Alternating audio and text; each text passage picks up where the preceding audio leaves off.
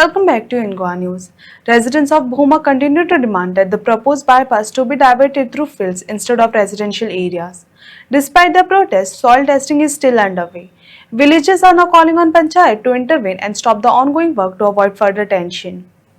आमच्याकडे जायना आमी थकले हे भोमचे लोक आसा पळय ते खंय पर्यंत पांय मारतले आयज जर हे भोमकार हल्ले जाल्यार गोंयान एकूय कडेन खंयच आयज जो आंदोलन करपाची भाशा कोणेच उलोवपाची ना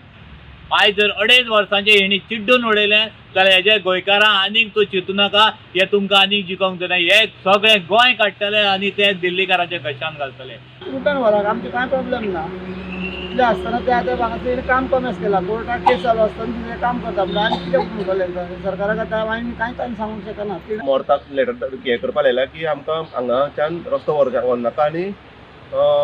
बायपासा खातीर तुमी फुडले ते सर्वे जावं कितें करपा न्हू अलायनमेंट करपा न्हू अलायनमेंट आनी आमी मेन म्हणल्यार कितें सांगलेलें पंचायतीन जावं CMाक कितें सांगलें आमकां पयलीं मेन म्हणल्यार बोमाचो स्ट्रेच हांगच्यान मुसली वाड्यान चालू आसा आनी मुसली वाड्यान सोंपता पळय न्हू आनी कांय मदन चालू आसा न्हू तो आमकां स्ट्रेच फूल अलायनमेंट फूल दाखया म्हणून हे अलायनमेंट दाखयनासतना तेंच्यांनी आतां सॉयल टेस्टींग चालू कितें करपाक सोदता तें आमकांय खबर ना.